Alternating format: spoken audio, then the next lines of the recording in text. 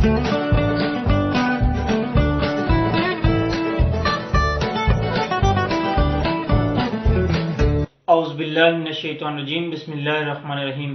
तमाम देखने वालों को मेरी तरफ से अस्सलामु अलैकुम वरहमतुल्लाहि वबरकातुहू। स्टूडेंट, जैसा कि आप जानते हैं, physics chapter number 1 11th class का आज जो हम टॉपिक करने जा रहे हैं वो प्रीफिक्सेस और साइंटिफिक नोटेशन के ऊपर है। स्टूडेंट्स, इससे पहले हम एसआई सिस्टम या इंटरनेशनल सिस्टम ऑफ यूनिट के ऊपर बात कर चुके हैं। स्टूडेंट्स, आपने अभी तक हमारे चैनल को सब्सक्राइब नहीं किया तो चैनल को सब्सक्राइब करें और बेल आइकॉन पर प्रेस करें ताकि हर नई आने वाली वीडियो आप तक पहुंच सके। डियर स्टूडेंट्स, इस लेक्चर को आपने कंप्लीट देखना है और ताकि लास्ट के अंदर जो साइंटिफिक नोटेशन के ऊपर हम बात करेंगे, ये साइंटिफिक नोटेशन के ऊपर हमारे पास एमसीक्यूज एक दो आते हैं, तो वो एमसीक्यूज आपको क्लियर हो जाएंगे। तो स्टूडेंट्स, पहले हम डिस्कस करते हैं हमारे पास प्रीफिक्सेस क्या होता है। आपने अक्सर देखा होगा किसी वर्ड के साथ एक्स्ट्रा चीज लगी होती है, ठीक है।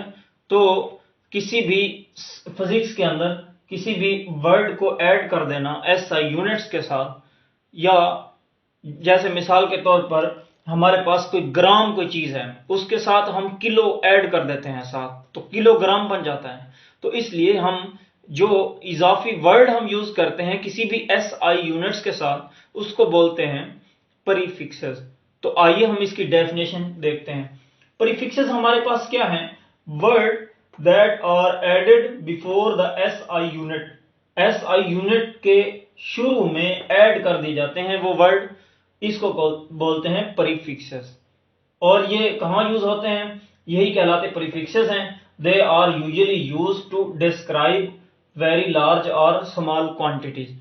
अगर बहुत बड़ी मिकदार हो या फिर बहुत छोटी मिकदार हो तो उसके लिए, उसके इस्तेमाल के लिए हम प्रीफिक्सेस को यूज करते हैं। तो यहां मैंने टेबल के अंदर चंद प्रीफिक्सेस यहां बनाए हुए हैं और उस प्रीफिक्सेस के सिंबल्स भी बनाए हुए हैं, और सिंबल्स के साथ साथ उस प्रीफिक्सेस के फैक्टर भी पावर फॉर्म में मैंने बनाए हुए हैं। तो यहां मैं आपको बताने वाला हूं, बहुत इंपॉर्टेंट है एमसीक्यूज के लिहाज से। एमसीक्यूज में कोई आ सकता है कि ये प्रीफिक्सेस किसके इक्वल होता है और वो पावर दी गई होगी। तो आप की बुक के अंदर यहाँ पर बहुत सारे प्रीफिक्सेस दिए गए हैं, यहाँ मैंने चंद प्रीफिक्सेस बनाए हैं, तो यहाँ मैं इसको डिस्कस कर देता हूँ। देखें, सेंटी को सी से रिप्रेजेंट करते हैं, ठीक है। सेंटी को सी से रिप्रेजेंट करते हैं, ये सेंटी का सिंबल है। और इसमें जो है सेंटी जो होता है 10 रेज टू पावर -2, पावर में -2 आएगा, तो ये सेंटी 10 रेज टू पावर -2 के इक्वल होता है। इसी तरह मिली को m से रिप्रेजेंट करते हैं और ये 10 रेज टू पावर -3 के इक्वल होता है। तो स्टूडेंट्स, इसके बाद है किलो को k से रिप्रेजेंट करते हैं और ये बराबर होता है 10 रेज टू पावर +3 के। ये फैक्टर पावर में आ गया, ठीक है। इसी तरह हमारे पास माइक्रो जो है, माइक्रो को म्यू से रिप्रेजेंट करते हैं और ये SI प्रीफिक्सेस है, तो इसका फैक्टर पावर होगा 10 रेज टू पावर -6 है। स्टूडेंट, यहाँ पे म्यू माइक्रो को रिप्रेजेंट कर रहा है, और अगर मेगा आ जाए तो मेगा को कैपिटल M से रिप्रेजेंट करते हैं और वो +6 होता है, याद रखना है ये भी। इसके बाद डेसी को D से रिप्रेजेंट करते हैं और deci 10 raise to power -1। Important MCQs आ सकता है कि prefixes deci is equal to 10 raise to power -6, 10 raise to power -1, 10 raise to power -12, 10 raise to power -2। तो आपने किस पे टिक करना है? 10 रेज टू पावर -1 को। इसके बाद पीको को P से रिप्रेजेंट करते हैं और ये 10 रेज टू पावर -12 के इक्वल होगा। इसी तरह और भी प्रीफिक्सेस हैं, आपकी बुक के अंदर दिए गए हैं, आपने उनको अच्छे तरीके से देखना है। नेक्स्ट स्टूडेंट, चलते हैं हमारे पास प्रीफिक्सेस के बाद दूसरी डेफिनेशन है साइंटिफिक नोटेशन की। साइंटिफिक नोटेशन क्या होता है? स्टूडेंट्स, आपने देखा होगा अक्सर या तो वैल्यूज बहुत बड़ी होती हैं या फिर बहुत छोटी होती हैं। तो उन वैल्यूज को हम कैलकुलेटर के ऊपर नहीं लिख सकते क्योंकि कैलकुलेटर की स्क्रीन बहुत छोटी होती है, और अगर हमारे पास बहुत बड़ी वैल्यूज आ जाएं या बहुत छोटी वैल्यूज आ जाएं, फॉर एग्जांपल हमारे पास वैल्यू है 0.0000000019, ये वैल्यू बहुत बड़ी है, हम कैलकुलेटर के ऊपर ये वैल्यू लिखते हैं तो वो कैलकुलेटर हमें डायरेक्ट 10 की पावर में आंसर देता है, ऐसे देता है ना। तो इट मीन्स दैट अगर बहुत बड़ी वैल्यू हो या फिर बहुत छोटी वैल्यू हो तो फिर उसको हम 10 की पावर में लिखते हैं। अगर ऐसा करें, किसी भी वर्ड को या किसी भी आदाद को 10 की पावर में लिख दें तो वो हम कहेंगे कि हमने उस अल्फाज को या उस वर्ड को साइंटिफिक नोटेशन में लिख दिया। इट मीन्स दैट अगर हम साइंटिफिक नोटेशन में लिखें तो कोई रूल होगा, वो रूल भी मैं आपको बताने जा रहा हूं। पहले आपने डेफिनेशन को समझना है। तो डेफिनेशन मैंने अभी बताई कि किसी भी वर्ड को या किसी भी अल्फाज को 10 की मुनासिब पावर में लिख दिया जाए तो वही हमारे पास साइंटिफिक नोटेशन, या इसका दूसरा नाम भी है, स्टैंडर्ड फॉर्म भी कहते हैं इसको। क्या बोलते हैं इसको? Standard form. ठीक है, यहां पे मैं लिख देता हूं इसको, इसका दूसरा नाम है स्टैंडर्ड फॉर्म।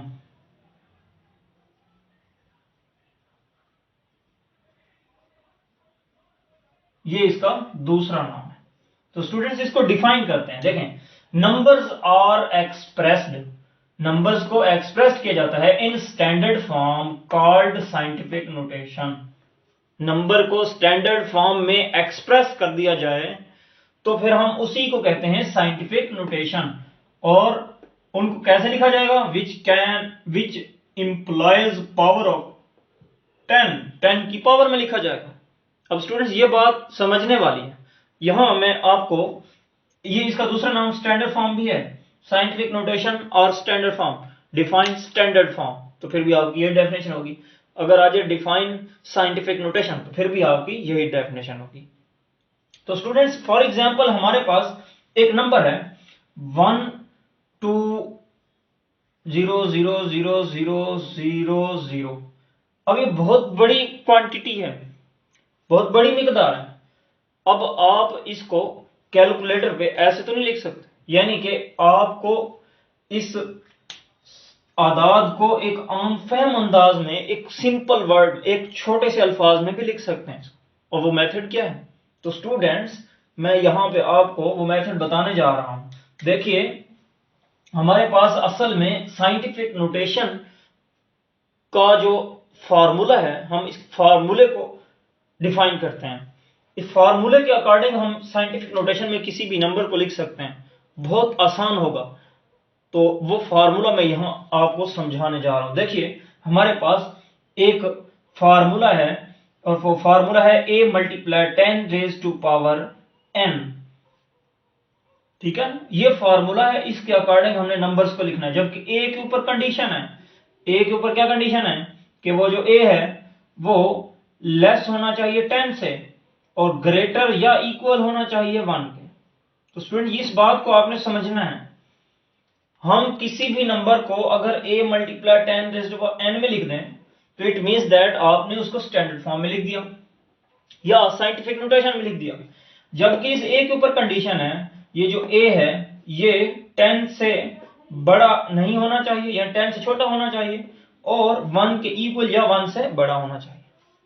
अगर ये कंडीशन आप किसी भी नंबर के ऊपर अप्लाई करते हैं, इस फॉर्म में लिखने के बाद ये कंडीशन आप अप्लाई करते हैं तो फिर इट मीन्स दैट आपने उस नंबर को साइंटिफिक नोटेशन में लिख दिया। अब हम यहां कुछ एग्जाम्पल सॉल्व करने जा रहे हैं। तो स्टूडेंट्स यहां पर कहां गया, चले मैं यहां रेज कर देता हूं इसको। देखिए हमारे पास, देखें फॉर एग्जाम्पल, हम एक एग्जाम्पल ले रहे हैं। मिसाल के तौर पर हमारे पास एक नंबर है 0.00000125। ये हमारे पास एक नंबर है। हमारे पास फार्मूला वही, फार्मूला में यहां लिख रहा हूं a multiply 10 raise to power n where a less than 10 greater और इक्वल टू 1। ये हमारा फार्मूला है, इसको हम इसके अकॉर्डिंग इस नंबर्स को लिखने जा रहे हैं। गौर से सुनिएगा। देखें, हमने नंबर्स को a मल्टीप्लाई 10 की पावर n में लिखना है और ये n क्या है स्टूडेंट्स? ये n जो है हमारे पास वो नंबर्स होगा जितने बार हम पॉइंट को मूव कराएंगे। देखिए, अगर हम इस पॉइंट को इस तरफ मूव करवाएं, ये हमारी जो साइड होगी वो लेफ्ट साइड है और ये हमारी जो साइड होगी वो राइट हैंड साइड है। तो स्टूडेंट्स देखें, अगर हम पॉइंट को लेफ्ट साइड से राइट साइड की तरफ मूव कराएं इसी नंबर के अंदर, सिर्फ इस नंबर के लिए, इस नंबर्स में अगर हम पॉइंट को, यहां पॉइंट है ना, पॉइंट को मूव कराएं लेफ्ट टू राइट, तो हमारा नंबर 0 से भी 0 के नजदीक चलता जाएगा, यानी कि 1 से कम होता जाएगा। जबकि हमारे पास कंडीशन क्या है, 1 के इक्वल होना चाहिए या 1 से बड़ा होना चाहिए। तो इट मीन्स दैट हम पॉइंट को लेफ्ट टू राइट मूव करा ही नहीं सकते, क्योंकि अगर हम पॉइंट को लेफ्ट से राइट की तरफ मूव करवाते जाएं तो हमारा नंबर 1 से कम होता जाएगा, जबकि हमें 1 के इक्वल या 1 से बड़ा चाहिए। तो इट मीन्स दैट हम लेफ्ट से राइट की तरफ पॉइंट को मूव नहीं करा सकते। अब हम क्या करें, हमारे पास एक ही रास्ता है, हम पॉइंट को राइट साइड से लेफ्ट साइड की तरफ मूव करें। तो अगर हम इस पॉइंट को राइट साइड से लेफ्ट साइड की तरफ मूव करवाएं, इमेजिन करें आप पॉइंट को यहां मूव करवाएं, तो फिर आपके पास जो बाकी आंसर बचेगा वो बचेगा 0.000125, जबकि ये आंसर भी 1 से छोटा है। तो हम इस पॉइंट को उस वक्त तक मूव कराते जाएं जब तक एक ऐसी वैल्यू आए, और उसको इन जनरल ए का नाम का है, वो 1 से बड़ी या 1 के बराबर हो। जब ये कंडीशन पूरी हो जाए फिर छोड़ देना है, आगे भी नहीं जाना। अगर आगे गए तो वो 10 से बड़ी हो जाएगी, हमें चाहिए 10 से छोटी वैल्यू। तो अब स्टूडेंट्स गौर सुनिए, अगर मैं पॉइंट यहां मूव कराऊं तब भी वो 0 से 1 से छोटी है, यहां मूव कराऊं तब भी 1 से छोटी है, यहां मूव कराऊं तब भी 1 से छोटी है, यहां मूव कराऊं तब भी 1 से छोटी है। अगर मैं पॉइंट को यहां तक मूव कराऊं तो ये अब बनेगा 1.25। क्या बनेगा स्टूडेंट, 1.25। अब ये जो 1.25 है ये हमारे पास इस 1 से बड़ा है और 10 से छोटा है। अगर हम पॉइंट को 1 से आगे मूव कराते हैं तो फिर 12.5 बनेगा। तो स्टूडेंट्स हमारे पास ये जो वर्ड है वो 10 से छोटा होना चाहिए, जबकि 12 10 से बड़ा है। इट मीन्स दैट हम पॉइंट को 1 के बाद रोक देंगे, आगे हम मूव नहीं कराएंगे। तो हम फिर लिखेंगे 1.25, उसके बाद क्या लिखना है, मल्टीप्लाई 10, उसके बाद n लिखना है। n वो नंबर्स होंगे, वो तादाद होगी जितने बार हम पॉइंट को मूव कराएंगे। तो अब हमने पॉइंट को कितने बार मूव कराया स्टूडेंट, देखते हैं। पॉइंट को यहां से इधर 1 बार, 2 बार, 3 बार, 4 बार, 5 बार और 6 बार मूव कराया है। कितने बार मूव कराया है, 6 बार मूव कराया। तो स्टूडेंट यहां पे हम लिख देते हैं 6।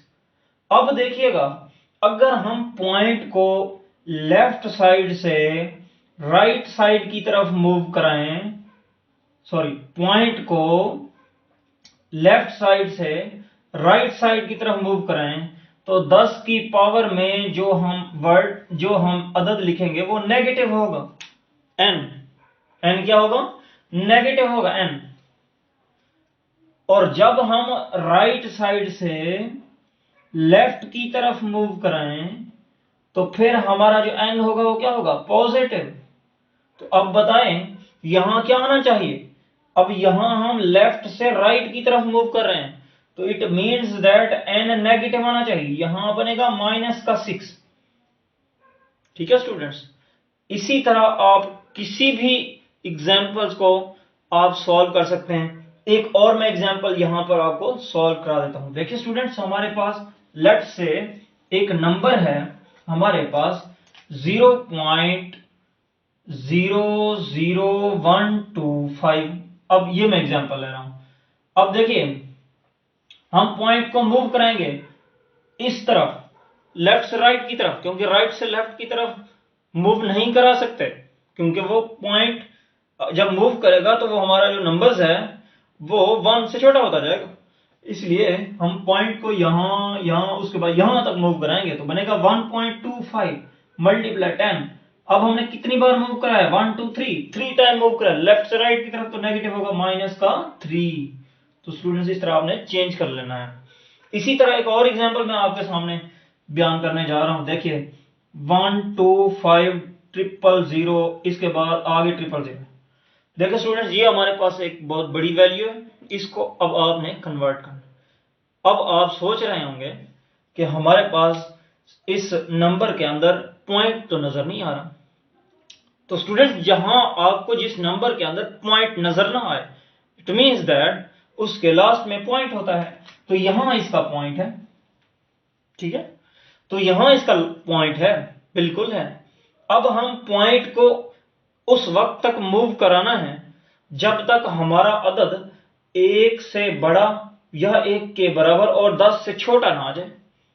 अब अगर मैं पॉइंट को लेफ्ट से राइट की तरफ मूव करवाता हूं तो मेरा जो अदद है वो 10 से क्या, ये सारे ये जितना अदद लिखा हुआ इससे भी मजीद बढ़ेगा।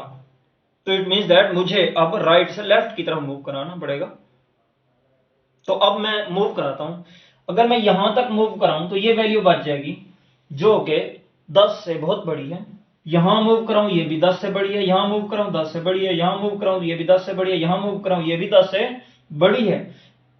तो आखिरकार मैं यहां तक मूव कराऊं तो फिर ये 12.5 आ गई, इसका मतलब ये भी 10 से बड़ा है। तो मैं अब पॉइंट को यहां तक मूव कराता हूं तो फिर इसको अब 1.25 बना, इसको मैं लिख लूंगा 1.25 मल्टीप्लाई 10। उसके बाद मैं देखूंगा कितने बार मैंने मूव करा, 1 2 3 4 5 6 7 8 टाइम मैंने मूव करवाया, तब मैं 1.25 पे पहुंचा हूं।